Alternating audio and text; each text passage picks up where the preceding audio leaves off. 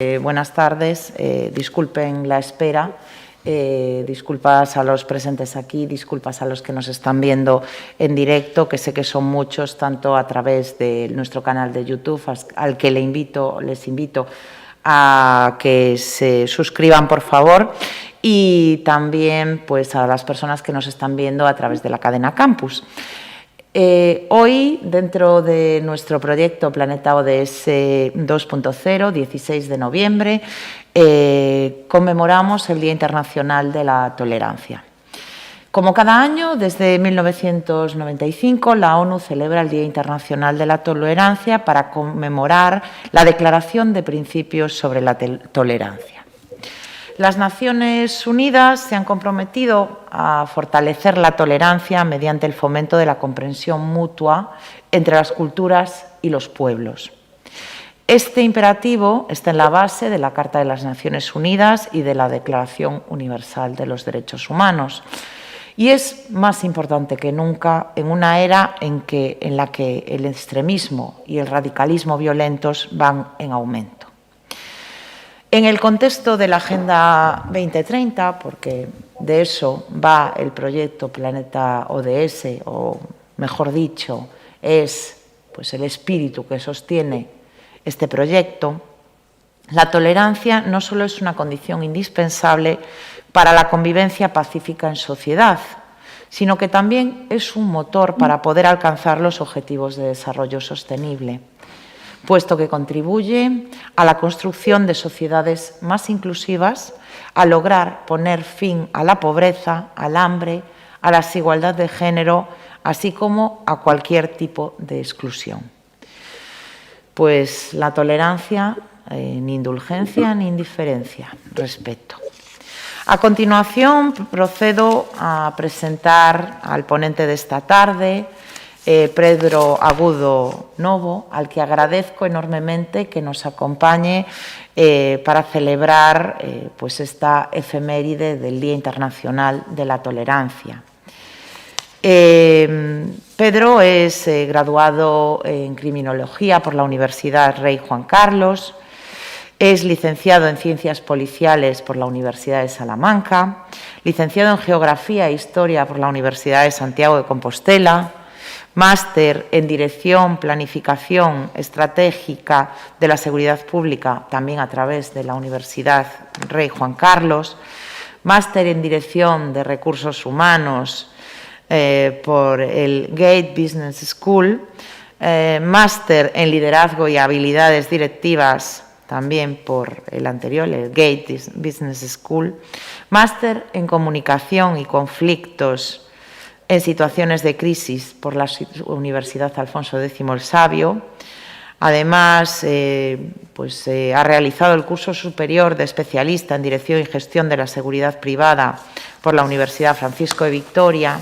Aparte de toda esta formación académica que avalan la importancia, la notoriedad y el extenso currículum de nuestro conferenciante, ha sido jefe del Grupo de Extranjería y Fronteras, del Grupo de Análisis Operativo Antiterrorista, del Grupo de Inteligencia Antiterrorista, ha sido director de gabinete y portavoz de prensa del jefe superior de la Policía del País Vasco, director de gabinete del jefe superior de la Policía de Madrid, también jefe de sección de Planificación y Estudios de la División de Personal, director del gabinete del director general de la Policía, agregado de Interior en la Embajada Española en Italia, Malta y en San Marino, jefe de la Unidad de Policía Judicial adscrita a los Juzgados y Fiscalía de Madrid y en estos momentos comisario jefe de la Brigada de Policía Judicial de la Jefatura Superior de Galicia. Pues yo creo que después de esta más que dilatada trayectoria académica y profesional, solo procede volver a reiterarle nuestro enorme agradecimiento por su presencia en esta tarde de 16 de noviembre. Y bueno, pues tiene la palabra don Pedro Agudo. Muchas gracias de nuevo. Muchas gracias, directora. Gracias por la invitación de la universidad. Y es un placer estar aquí en este día tan importante, marcado por tu estupenda introducción, donde podemos destacar que precisamente los valores son lo que importan. Y uno de los valores más importantes, desde luego, es la tolerancia.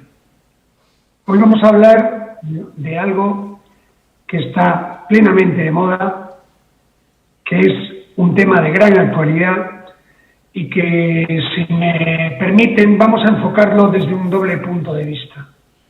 Por un lado, analizaremos las conductas penales de los delitos de odio, con todo lo que conllevan, y por otro lado, veremos la parte más policial, operativo-investigativa que supone el análisis de estos delitos. En primer lugar, quiero señalar que en la actualidad los delitos de odio están marcados o han sido designados como una de las prioridades del Ministerio del Interior. Puedo decirles que no solamente instrucciones o circulares en relación al tratamiento y al comportamiento que debemos de tener los investigadores con este tipo de conductas de la Secretaría de Estado, sino que además multitud de unidades, como luego explicaré, están relacionadas con el tratamiento de los delitos de odio. Un planteamiento inicial podría ser si realmente los delitos de odio han crecido o se han incrementado. Yo lo que quiero decirles es que quizás pueda parecer que se han incrementado porque han sido tipificados y contemplados de otra manera. Pero antes de esta tipificación ya teníamos delitos de odio que eran normalmente contemplados y perfilados en otras conductas penales. La enumeración actual y la clasificación actual nos permite realizar un estudio mucho más pormenorizado. Como ustedes tienen en la pantalla, y porque me gusta ser muy preciso siempre con la normativa, en primer lugar tenemos todas las conductas legales contempladas en el Código Penal y, en segundo lugar, las diferentes instrucciones y planes que hay al respecto. Analizaremos desde las amenazas a colectivos, los delitos que discriminan en el ámbito laboral, la típica conducta del delito de odio, el famoso 510, donde hablamos del odio punible, los delitos de denegación discriminatoria de prestaciones, los delitos de asociación ilícita para cometer un delito discriminatorio, también, por qué no decirlo, los delitos que afectan a sentimientos religiosos, que están rozando y limitando este tipo de conductas, la agravante del 22.4 de genérica de discriminación u odio, y a partir de ahí ya entraremos en instrucciones y protocolos del Ministerio del Interior. El primero es el plan de acción del Ministerio del Interior en la lucha contra los delitos de odio. El segundo es la instrucción de la Secretaría de Estado 16-2015 con el protocolo de las fuerzas y cuerpos de seguridad de cómo deben enfrentarse a este tipo de conductas. Luego tenemos la instrucción 1-2018 que crea la ONDO, la Oficina Nacional de Delitos de Odio. La instrucción 1-2019 del Plan de Acción de Delitos de Odio y recientemente la instrucción 6-2021 en relación a los mecanismos de comunicación y coordinación cuando existan delitos de odio.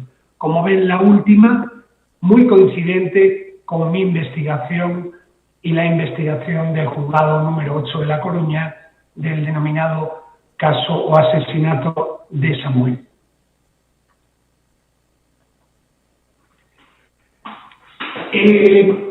Creo que para realizar una disquisición y ser muy preciso, tenemos que hacer una introducción de lo que supone lo que planteaba la directora en relación a la intolerancia. Quiero transmitir que la limitación de la dignidad y el poner en riesgo la libertad y el desarrollo de las personas son conductas delictivas que el odio está originado en ellas. Estos denominados delitos de odio atentan precisamente contra los cimientos del Estado. Hablaba la directora con muy buen criterio de esa sociedad, ¿no? Valdría perfectamente el planteamiento de los cimientos de la sociedad. Por lo tanto, es fundamental que estemos al frente y reforcemos la lucha contra estos delitos. El Ministerio del Interior, ya desde el año 2012, tiene un objetivo estratégico en la lucha contra la discriminación y la desigualdad. Por lo tanto, se van redoblando los esfuerzos para la adopción de esas políticas públicas, que vienen además derivadas por normativa europea y respaldadas por diferentes agencias que les incluyo aquí en la presentación. Muestra de todo esto es la creación de la Oficina Nacional de Lucha contra los Delitos de Odio, con su Oficina Nacional, la denominada ONDO, dependiente de la Secretaría de Estado de Seguridad. Tengan en cuenta que desde que nace esta oficina, miembros de las fuerzas y cuerpos de seguridad trabajan aquí. Yo voy a hablarles de Policía Española, porque no es mi cometido hablar de Guardia Civil, pero que sepan que en esta oficina también hay guardias civiles que llevan un poco el desarrollo y la evolución de esta oficina junto a la Policía Española. No sé si vamos bien con el formato, si es así, si las preguntas son después. En todo caso, estoy abierto a cualquier sugerencia. Un aspecto que me parece muy importante es el tema de la sensibilización. Como vamos a analizar las conductas... Pedro, vamos perfectamente, muchas gracias. Al final, cuando termines tu intervención, daremos paso a las preguntas que nos harán tanto las personas que están aquí presencialmente como las personas que están conectadas en directo, tanto a través de la cadena Campus como de nuestro canal de YouTube. Muchas gracias. Gracias a ti. Como decía, los delitos de odio están recogidos de manera sistemática en el Código Penal y de forma precisa, buscando amparar esos colectivos susceptibles de protección. Pero lo que está claro es que además de esa respuesta jurídica que tenemos que visibilizar, ¿no?, estas conductas, estos delitos, ya que es evidente que ese crecimiento del que os decía al principio está muy relacionado con la tipificación. Esta lacra supone que además con esa visibilización, demuestre que los ciudadanos aceptan esa información perfectamente y incrementan el número de denuncias. Por lo tanto, la Policía Española, para adecuar una asistencia policial correcta, necesita adaptarse en formación y en procedimientos a este tipo de delitos de odio, que pueden ser por motivos racistas, antisemitas, de religión, orientación sexual, etcétera, etcétera. Pero para esto debemos de ser precisos, y en esta precisión estaría el concepto. Hay varias definiciones sobre los delitos de odio, desde definiciones de origen europeo hasta de propios penalistas españoles o de algunos de los protocolos. Cualquier infracción penal, como digo en el primer párrafo, que incluye infracciones contra personas, propiedades, víctima, etcétera, etcétera, donde el objetivo de la infracción se elija por pertenencia a un grupo, conexión, simpatía en este tipo de grupos, por un tema racial, por un tema étnico, por el lenguaje, por el color, la religión, el sexo, la edad, la discapacidad, la orientación sexual o factores similares, podría constituir un delito de odio. En nuestro derecho penal encuentra un acomodo en un doble sentido. Por un lado, en un delito de odio deben de existir dos elementos claves. Un delito base, que puede ser un delito ordinario, pongamos como ejemplo un homicidio o unas lesiones, más la propia motivación de odio y discriminación. Por lo tanto, iríamos con ese doble complemento. Pero quiero recordaros, o quiero hacer un recordatorio sobre la agravante genérica. Y la voy a leer literalmente, porque quiero hacer un señalamiento. El artículo 22.4 nos dice cometer el delito por motivos racistas, antisemitas u otra clase de discriminación referente a la ideología, religión o creencias de la víctima, etnia, raza o nación, sexo, orientación sexual, etc.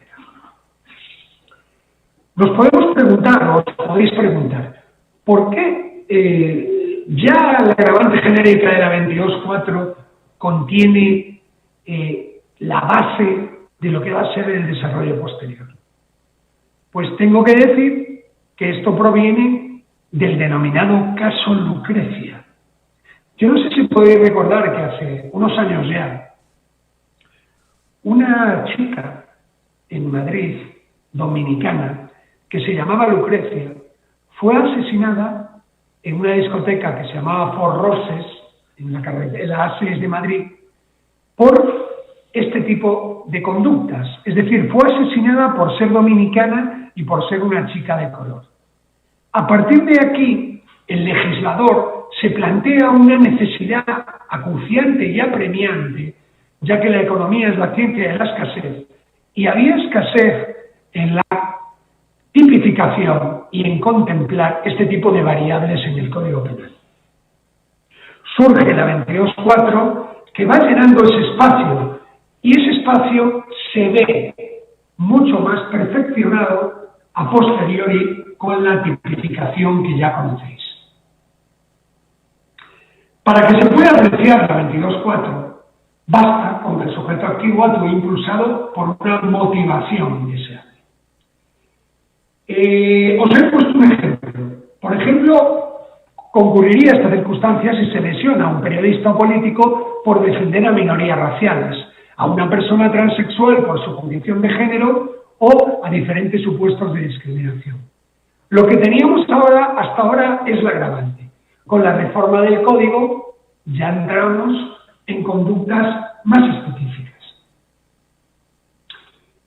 Antes de meternos en la parte penal pura, creo que debo de adelantar el contenido de la Instrucción 1/2018. En nuestro argot, este tipo de normas se conocen como ISES 1/2018. La 1/2018 crea la ONDO, la Oficina Nacional contra los Delitos de Odio.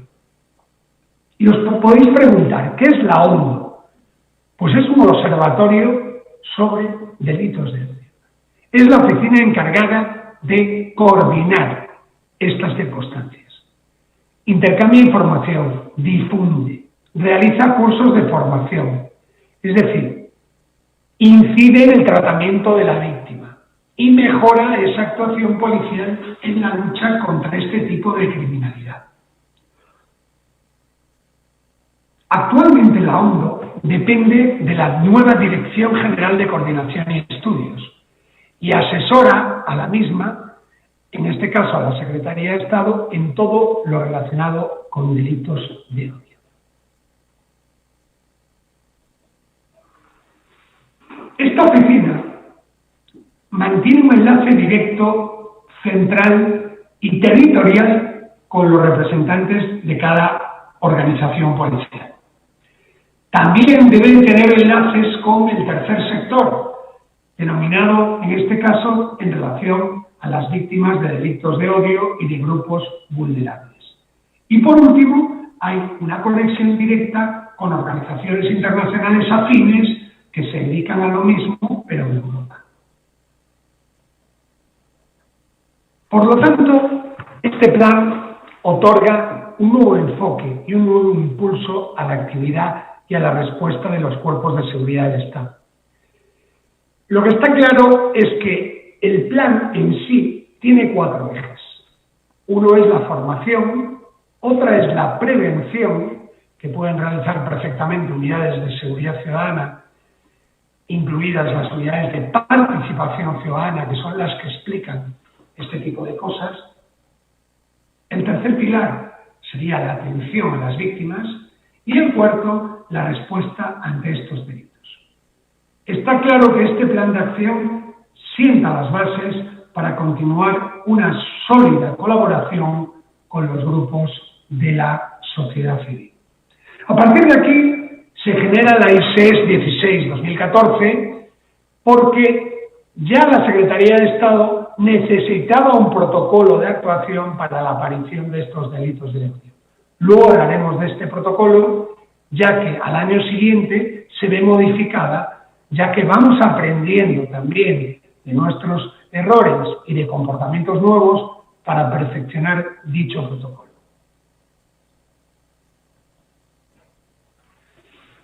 Y entramos ya en las conductas penales en sí.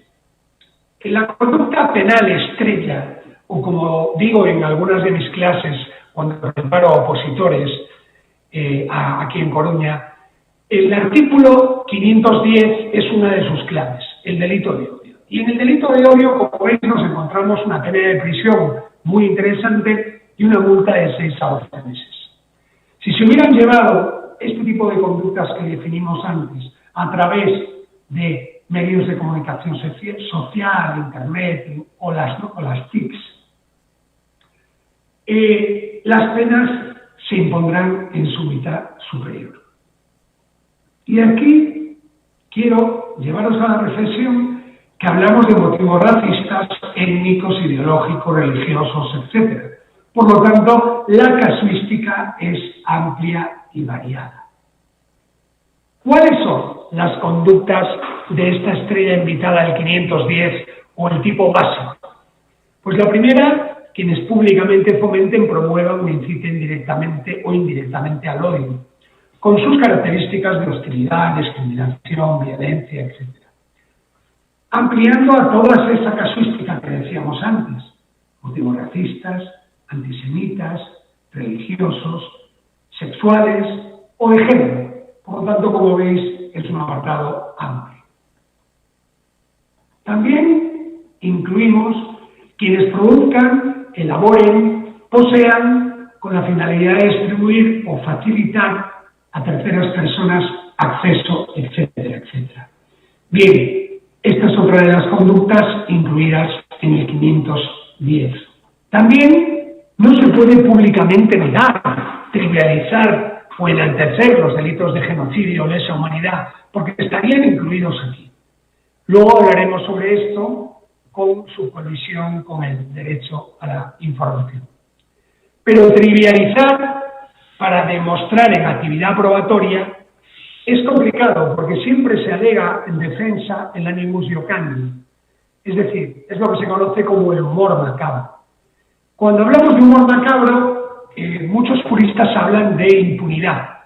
Yo creo que cada vez más la gente se está sensibilizando, incluso parte de su humor macabro no entra en el animus iocandi. Lo que dice el TS al respecto es que no le quieren un dolo específico. Con que haya un dolo básico, constata el contenido de la expresión y podríamos consumar el tipo penal. El 170 nos habla de las amenazas a colectivos. El 171 habla de esos conjunto de delitos específicos donde el Estado debe de intervenir, protegiendo y salvaguardando esas formas graves de actos racistas o xenófobos. En este caso, el ejemplo que yo doy sería, por ejemplo, decir, vamos a quemar a todos los negros o voy a matar a todos los judíos. Esas dos expresiones en relación a esto constituirían unas amenazas a colectivos perfectamente incardinadas en el 171. También tiene mucha relación el 173.1 en relación a los delitos con la integridad moral. Aquí hablamos de un particular incluso que consistente en infligir a otra persona un trato degradante. Conducir a una persona, como os pongo aquí, al monte entre varios sujetos, desnudarla, pintar todo su cuerpo con spray, llegando a cortarle el pelo con unas tijeras, con la finalidad de humillarla, de dejarla, abandonando completamente desnuda en un descampado, eso sería un ejemplo de este tipo de delitos. También, por ejemplo, el famoso caso Joaquín. Acordaos que el caso Joaquín de acoso escolar establece las bases de lo que va a ser el bullying y, como sabéis, se condena también a menores por este tipo de cosas en cuanto a trato degradante. Otro de los tipos es el 314. Aquí hablamos de una discriminación en el ámbito laboral y debemos de estar ante una grave discriminación en ese empleo, en esa manera de trabajar. Ya puede ser público o privado, pero se discrimina por razón de su color, de su ideología, de su identidad sexual, todo lo que hemos hecho y dicho anteriormente. Hay que establecer muy bien cómo es esa discriminación, ya que puede no constituir un delito y sí una infracción administrativa. Pero el Código Penal tiene contemplado este supuesto de hecho, por lo tanto puede darse perfectamente. Tampoco podemos olvidar los delitos contra la delegación discriminatoria de servicios. Aquí hablamos de una mala praxis profesional y el artículo 511 lo que castiga precisamente es esa mala praxis. No podemos tener los empleados públicos un trato diferenciado. Por lo tanto, ese trato diferenciado no puede estar amparado de ninguna manera por la ley. Así que todo el mundo tiene los mismos derechos en relación a esto, aunque tenga los mismos deberes, la atención pública debe de ser muy cuidada. El 512 habla de esa denegación discriminatoria de una manera un poco más específica. En este caso, es denegar una prestación a una persona que tenga derecho a ella. Aquí hablamos de personas que actúan en el marco de una actividad empresarial o profesional. Y os pongo un ejemplo.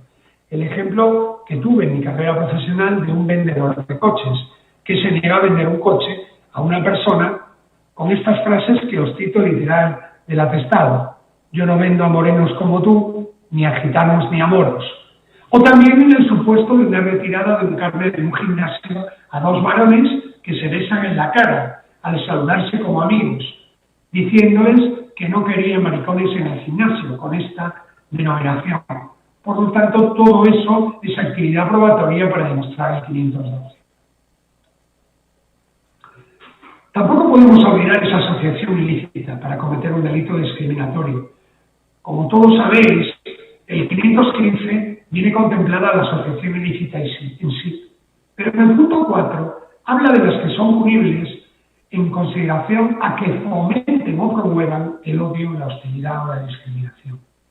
Luego os pongo el ejemplo de la asociación Hammerskin, que participó de estos elementos del 515.4. Era una asociación homófoba, xenófoba y antisionista, y tenía todos los caracteres y actividad probatoria para incluirla en el 515.4.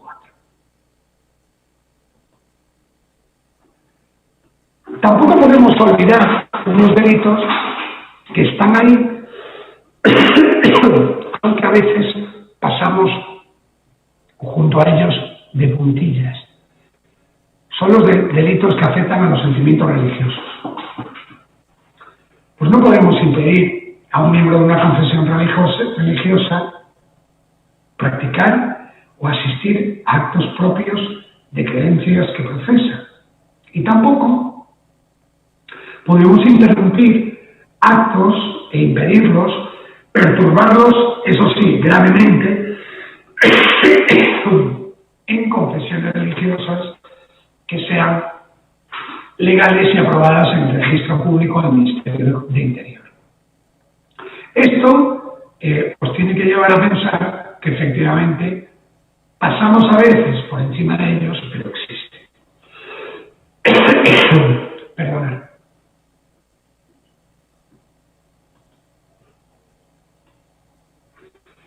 También se puede producir en el 524 y el 25 la profanación religiosa o el escarnio. Profanar es tratar una cosa sagrada sin el debido respeto, ofendiendo en sus sentimientos religiosos. Por ejemplo, la conducta de una política del Ayuntamiento de Madrid fue ampliamente debatida, si recordáis, por su consumación o no en la sacristía de la Universidad Complutense.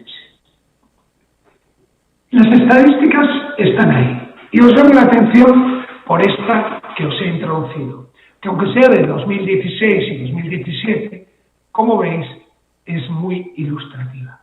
La Secretaría de Estado incluye la evolución y yo creo que os debería llamar, de todos los apartados que tenéis ahí, estáis viendo, sobre todo el antisemitismo y la aporofobia, ese odio a los vagabundos, homeless, personas con pocos recursos que, como sabéis, hemos tenido casos incluso de personas que los han quemado vivos. También el racismo y la xenofobia, como veis, tiene un importante incremento.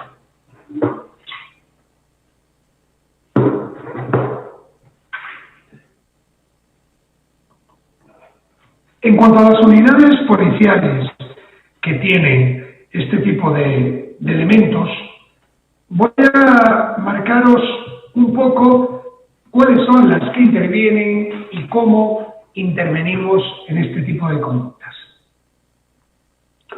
En la Policía Nacional los delitos de odio son investigados normalmente por el área de información. Normalmente las BPIs, Brigadas Provinciales de Información, son las encargadas de realizar este tipo de investigaciones. Aunque el área de Policía Judicial interviene directamente cuando los ataques sean a través de la red. Esto no significa que delitos que se inicien en Policía Judicial no terminen en información o delitos que se inicien en información no terminen en Policía Judicial. Eso dependerá de la propia evolución de la investigación. Pero como veis, estas dos áreas son muy importantes. La cuantificación y seguimiento de los delitos de odio, por lo tanto, la alimentación de esa información para la Secretaría de Estado la realiza la UPEC. La UPEC, como sabéis, y si no lo sabéis os lo cuento yo, es la Unidad Central de Planificación Estratégica y Coordinación y lleva todos los planes operativos y la prospectiva y la coordinación de las unidades policiales en relación a las investigaciones. La coordinación institucional. Es muy importante que sepáis que trabajamos con la Fiscalía Especializada en Delitos de Odio, que es de nueva creación, pero que tiene una gran trascendencia en la institución hermana. La Unidad Central de Participación Ciudadana, esos que veis que van a dar charlas a los colegios, exhibiciones de material, etcétera, etcétera, es una unidad autorizada como interlocutor de delitos de odio y también participa en su cuantificación y en la difusión de las conductas.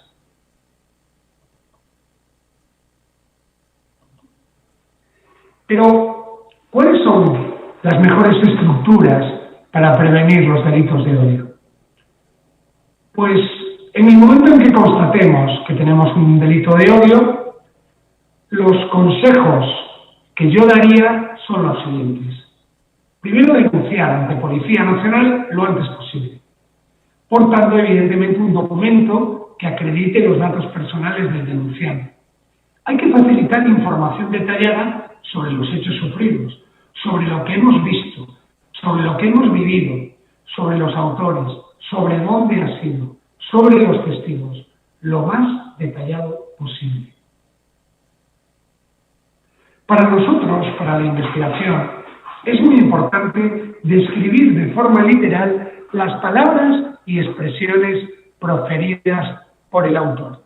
Son claves esenciales y nos van a ayudar muchísimo al esclarecimiento.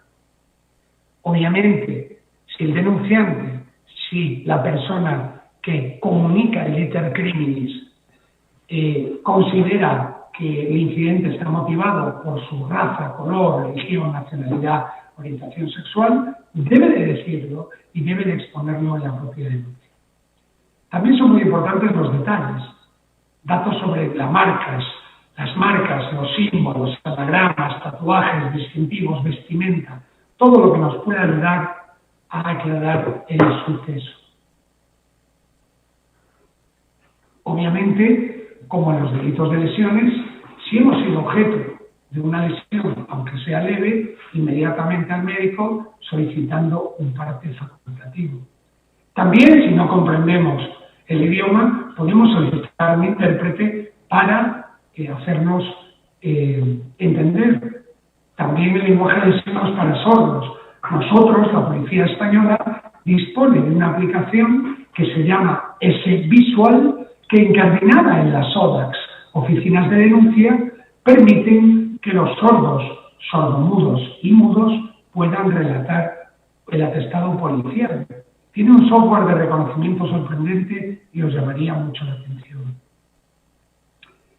Obviamente, si no puede realizar la denuncia, es conveniente anotar o grabar toda la información para que no se vaya nada y no se olvide ningún detalle. La Policía Nacional y la Policía Española le informaremos de sus derechos y deberes como víctima de un delito de odio. ¿Cuál es lo esencial para identificar estos delitos? Pues realmente, sobre todo lo que guarde relación con esa conexión, simpatía, afiliación, apoyo, pertenencia con esos grupos.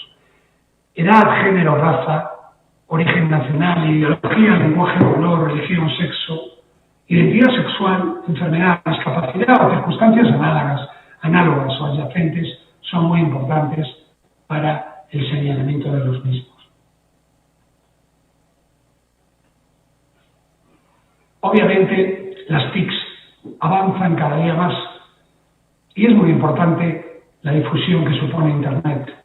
Allí los malos han encontrado un nuevo escenario, así que las actuaciones que se llevan a través de medios de comunicación social, Internet, etcétera, supone agravar la pena de este delito. Parece como que aumentan esa responsabilidad, ya que se está haciendo accesible a gran número de personas. Por lo tanto, su difusión es mayor. Tanto si es víctima como si soy testigo o como si me entero de que ha habido alguna conducta de este tipo, hay que denunciar a la policía lo más rápidamente posible. Adjunto a la presentación el teléfono, el 900-100-091, al que hay que acudir rápidamente, y también a través de la aplicación de la Secretaría de Estado gratuita, Alert Corps, que permitiría realizar una denuncia con un sistema de seguimiento electrónico. Por último, la Fiscalía por los delitos de odio son otro de los caminos, acudiendo directamente a ella, o en el propio juzgado de instrucción presentando una denuncia. Cualquiera de ellas son válidas.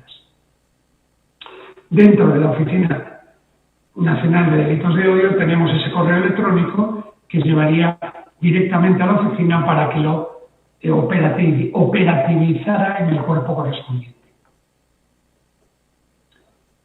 Nuestras actuaciones policiales operativas son estas que veis. Primero, ponerse en contacto con la policía lo antes posible. Segundo, como decía, aportar ese documento de identidad, facilitar todo tipo de información, como hemos dicho, hechos, autor, lugar, testigos, parte médico, como también señalé anteriormente, facultativo. Y todo ello se ve fortalecido por los indicadores de polarización. Esa pregunta que me hacían en todas las entrevistas, ¿no? Pero ¿realmente es un delito de odio? ¿Pero realmente estamos ante un delito de odio? Bueno, lo que tenemos que marcar ante la autoridad judicial es si existen esos indicadores de polarización. La Policía Española no toma esa decisión. Es el juez instructor, con la ayuda de la Fiscalía, quien hace esa calificación jurídica y lleva el peso de esa responsabilidad. El buen trabajo policial se va a traducir en un gran trabajo del juez. Por lo tanto, es muy importante que sepamos cuáles son esos indicadores de polarización. El primero es la percepción de la víctima. Esa percepción subjetiva de la víctima no significa que el delito se consume, pero tenemos que señalar en el Estado si esa persona percibe esa gravedad. También si la víctima pertenece a un colectivo o grupo minoritario, que por motivos étnicos o raciales, pues pueda ser atacada, orientación sexual, etc. El tercero sería esa discriminación y odio por asociación. La víctima no tiene por qué pertenecer a un grupo determinado, pero puede ser activista, simpatizante o una persona que le ayude. Atacar a esas personas también es otro de los indicadores de polarización.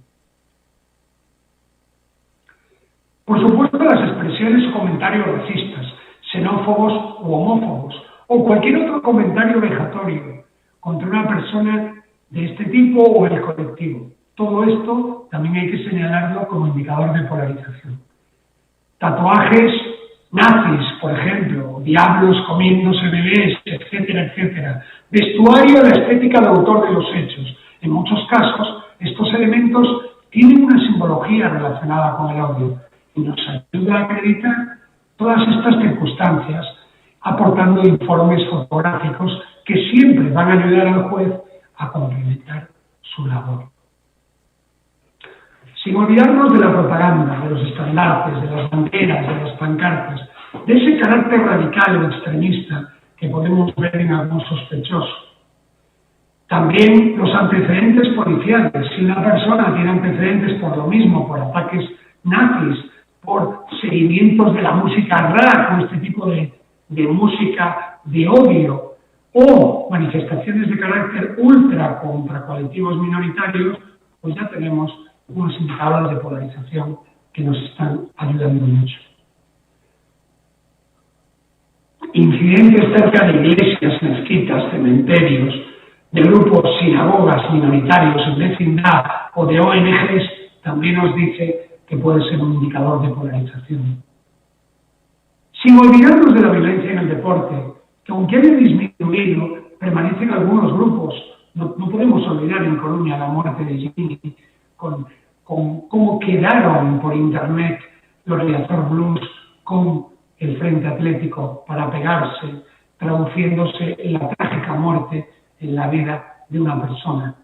En este sentido, tenemos que cruzar los datos que se dispongan y aquí, pues la OND, Oficina Nacional de Deportes de la Policía Española, tiene mucho que decir con un gran archivo de personas y material muy completo.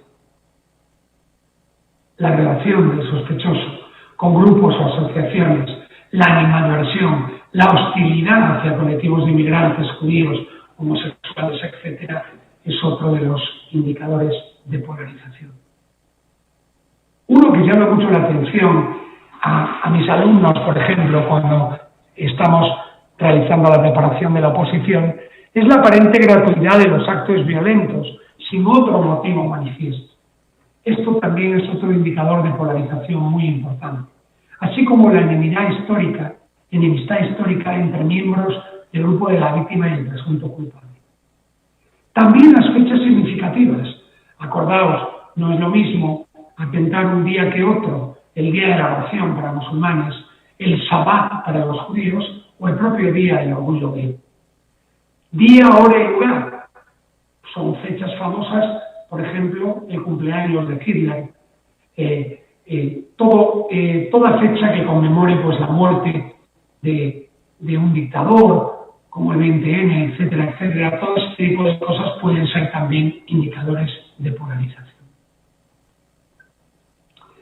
Y también, por último, las conductas del infractor. Los infractores del delito de odio suelen mostrar prejuicios antes, durante y después. Es muy importante ver qué ha hablado, qué se ha manifestado, qué ha dicho en reuniones posteriores. La afirmación con teléfonos móviles para jactarse en redes sociales de lo que han hecho. A esto estamos la policía muy atentos. monitorizamos, como se suele decir, siempre, por supuesto, con la autorización judicial, y también el análisis del teléfono móvil, lo que se conoce como volcado o copia espejo, para obtener dichas pruebas. Este tipo de grabaciones son muy importantes para establecer móvil, motivo y facilitar a los investigadores las pruebas que conduzcan a una condena. Recordad, ya que os estoy tuteando y me lo permitís, que no es importante en sí la detención, lo importante es la condena final. Por lo tanto, el aporte probatorio debe ser metódico, exhaustivo y exacto. Y en principio siento haber corrido tanto, pero lo que quería era dejar este espacio para que pudiéramos, pues en este caso, poder debatir o por lo menos preguntar cualquier tipo de consulta, duda que tengáis. No sé si se me ve en la pantalla con vosotros, he dejado de compartir, creo ya, la pantalla y me encuentro pues a vuestra disposición. Xavi, tenemos por aquí Bueno, yo antes de empezar, que sustituyo yo temporalmente a nuestra directora, que por una cuestión de agenda ha tenido que ausentarse. Primero, que se disculpa con el ponente, con Pedro, y se disculpa también con las personas que nos están... ¿Se puede conectar? Si me lo puedes conectar ahí. Sí. ¿Se puede conectar aquí? Sí, no te preocupes, porque yo... No, siempre, Xavi, siempre. Mientras el compañero me está conectando aquí el chat para ver si hay preguntas, yo lo que estaba comentando era las disculpas de la directora hacia el ponente primero, hacia Pedro y hacia el conjunto de compañeros y compañeras que nos están siguiendo a través de los diferentes canales, ¿no? Y en todo caso, yo... por supuesto, en primer lugar, felicitar a Pedro, porque bueno, pues tengo la enorme suerte de conocerle y la enorme suerte de poder trabajar con él.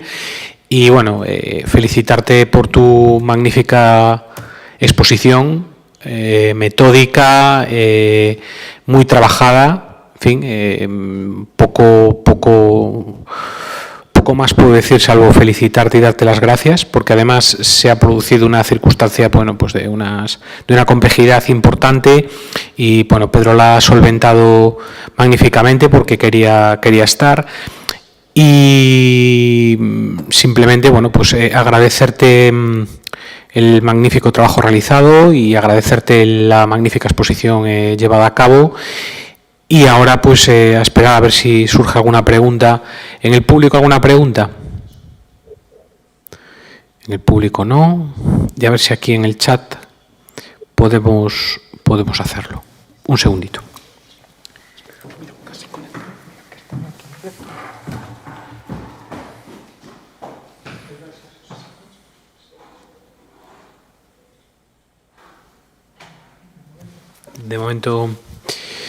De momento no hay nada.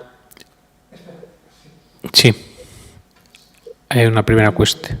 ¿Se hace necesario separar los conceptos de orden, intolerancia y discriminación para una buena calificación? Una cuestión, Pedro. ¿Tú crees que a nivel legislativo tenemos todas las, sobre todo para facilitar el trabajo policial de calificación y de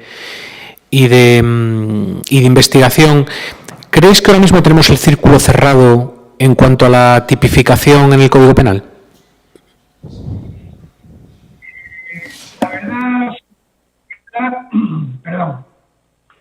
La verdad, señoría, que no. Yo creo que no. En realidad, creo que, bueno, como tú muy bien conoces, la norma se basa en dos claves: el supuesto de hecho y la consecuencia jurídica. Cuando hablamos de penal, ese supuesto de hecho, la propia sociedad va variando en las motivaciones y sobre todo en lo que puede suceder.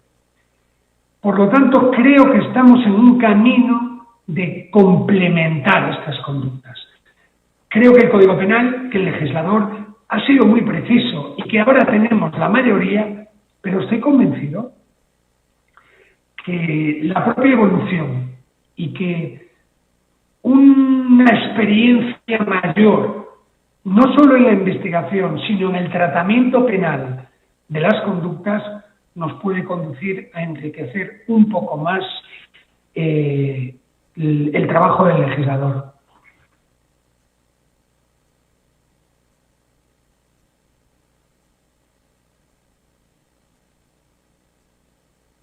No te oigo ahora. Te van ahora a formular una pregunta. Sí, mira, aquí desde Cadena Campus, en la emisión por Inteca, nos pregunta: buenas tardes, una duda. Con respecto al caso comentado por usted de Lucrecia Pérez del año 1992, si no recuerdo mal, ya que hace años que no lo retomaba, cuyo autor fue un miembro de las fuerzas y cuerpos de seguridad, y ahora empieza la pregunta, ¿se ha tomado medidas para evitar estas posibles conductas o que sean identificadas cuanto antes? Absolutamente sí. De hecho, en la ley 4 de 2010, la nueva ley de régimen disciplinario de la Policía Española, se contempla, por supuesto, independientemente de que se consume el delito, y como ustedes saben, si se consuma el delito, el miembro de las fuerzas de seguridad perdería su condición si es condenado en sentencia firme. También el régimen disciplinario, para cualquier conducta administrativa, sanciona cualquier elemento de este tipo o que se pueda producir. Por lo tanto, sí, hoy en día el control es mucho mayor que en el año 92.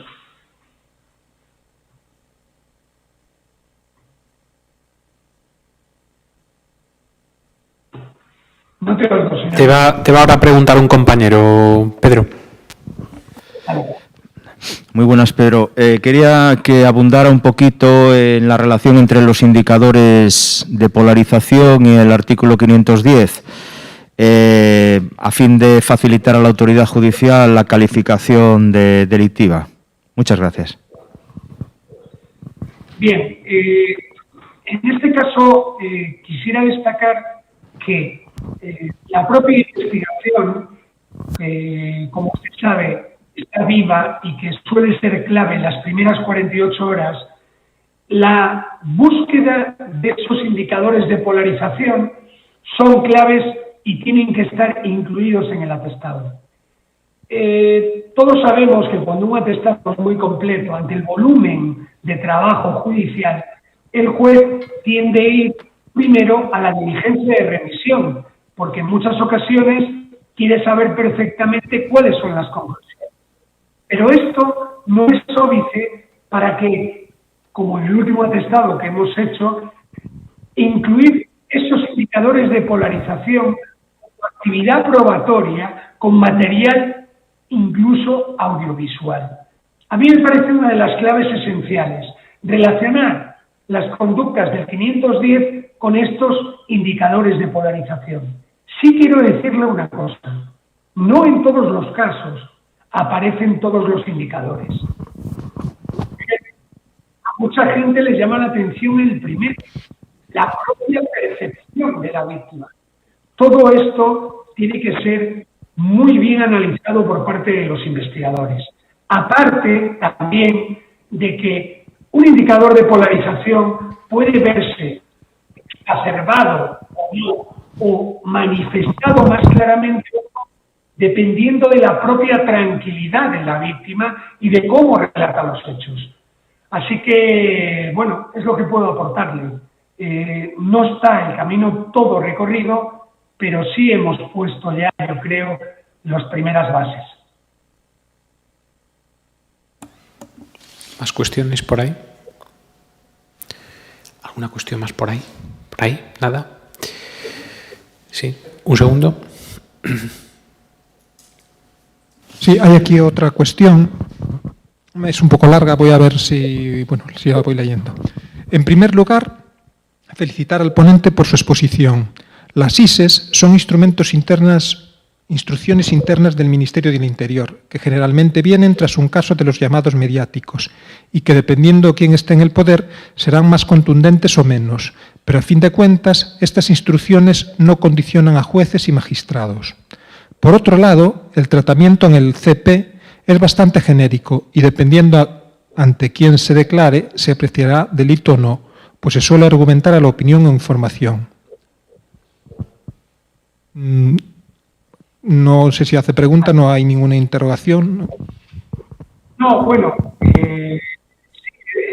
diría, si me permiten, que efectivamente algunas de las cosas que ha dicho son así, no se puede negar, pero no todo el monte también es orégano, si me permite la comparación, el modelo paradigmático. Yo creo que se ha mejorado. Es verdad que son generales, pero eran más generales cuando solo teníamos la 22.4 y ahora tenemos más herramientas. Lo que sí verdaderamente tenemos que ver es que no vale decir esto es obvio en general. Hay que demostrarlo en la actividad probatoria y para eso los indicadores nos ayudan mucho. Puedo estar de acuerdo en alguna de las afirmaciones que ha dicho.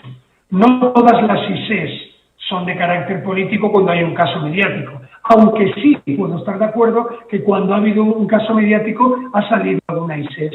Pero lo cierto es que normalmente las ISES contribuyen con la norma, porque al final son instrucciones de la Secretaría de Estado y tienen el valor que tienen. Lo primero es lex, después son la diferente normativa.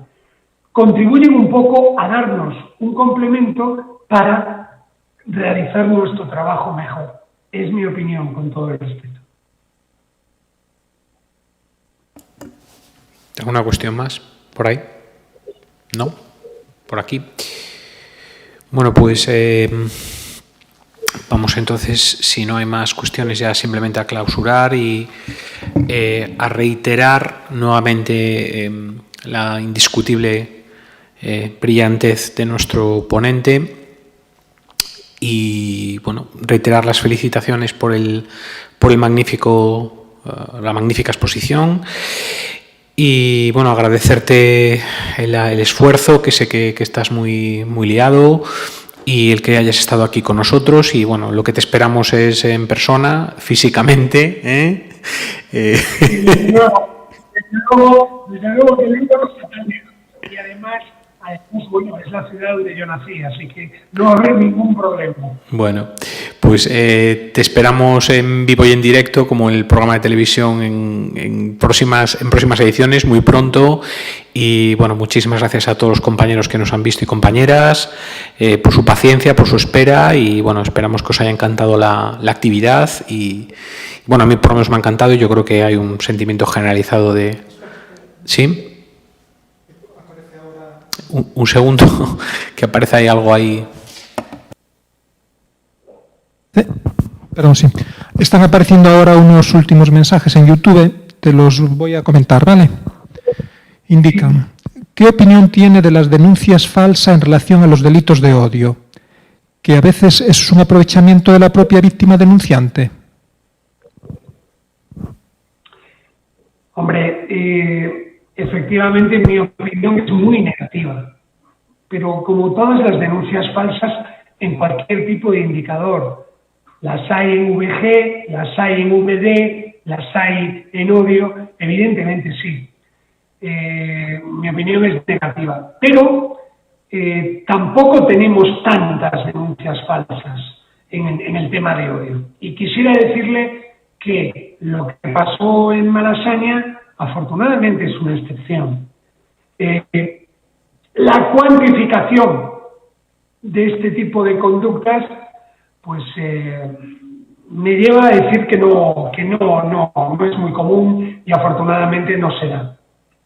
Ahora, también le diría que sería bastante beligerante a la hora de considerar la apertura de diligencias o de un testimonio por esta denuncia falsa. No voy a engañarle diciéndole que estoy a favor de la apertura de este tipo de cosas.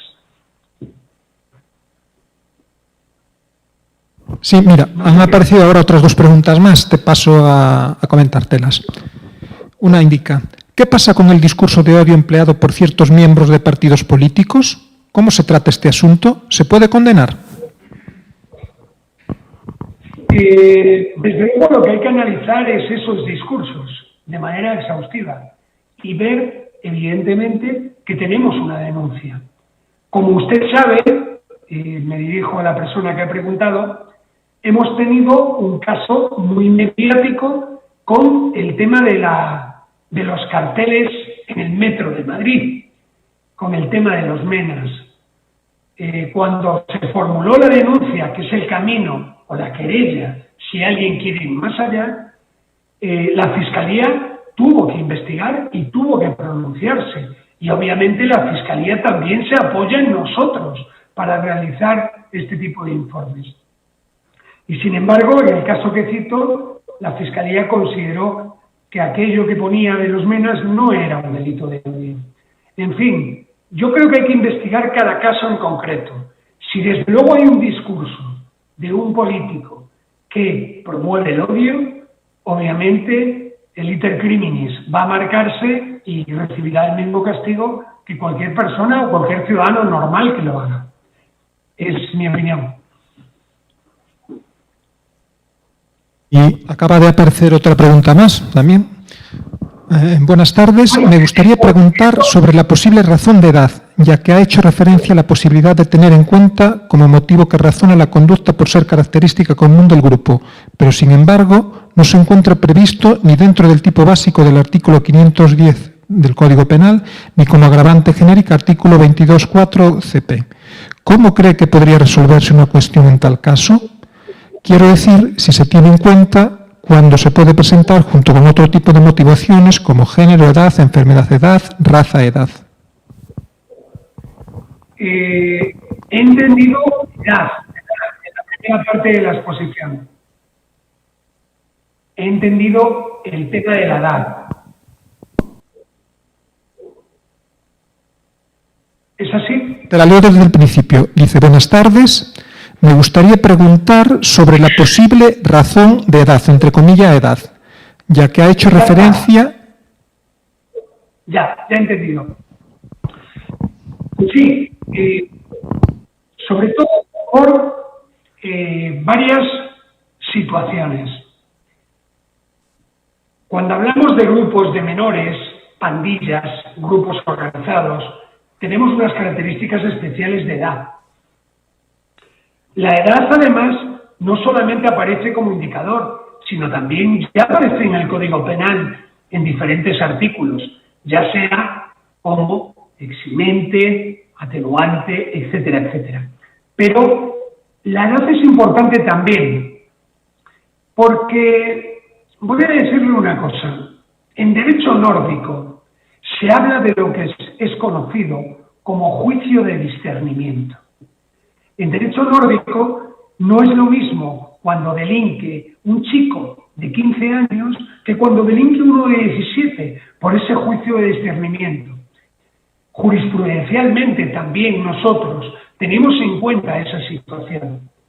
Por lo tanto, la edad es concomitante también en este tipo de delitos, porque hemos visto en muchas estadísticas que todavía existe un componente de jóvenes muy importantes entre 14 y 18 años que tienen unas conductas, primero, que no son acordes a su edad y segundo, que no están acorde con los tiempos.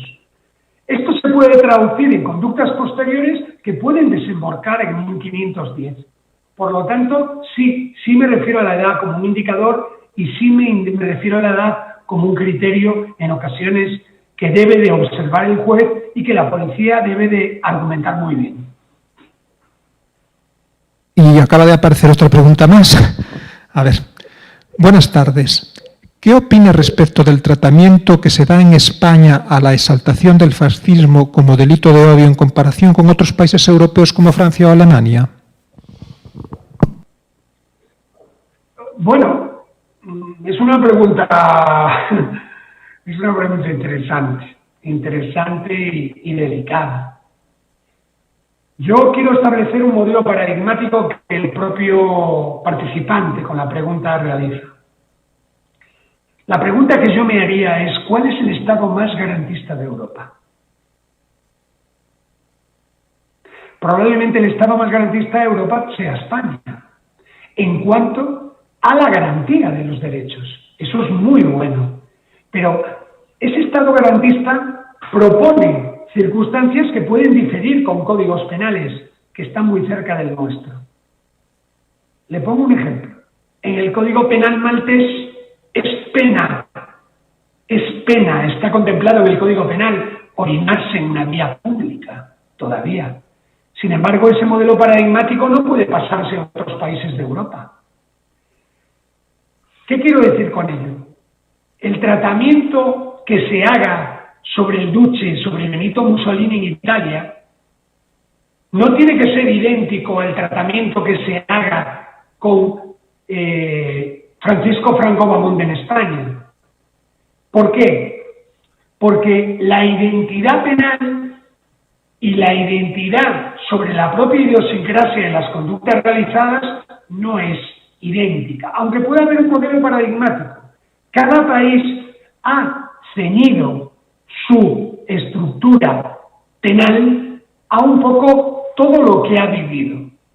Por lo tanto, no estoy en desacuerdo de que cada país tenga unos márgenes diferentes. Lo que sí creo, como historiador, no como jurista, es que la historia, aunque tiende a repetirse, hay que evitar que se repita cuando tiene estos elementos tan negativos. Por lo tanto, cualquiera de los tratamientos europeos a este tipo de conductas, en este caso de los dictadores, sean de un color o de otro, creo que son bastante sistemáticas. E incluyo a mi país, a España.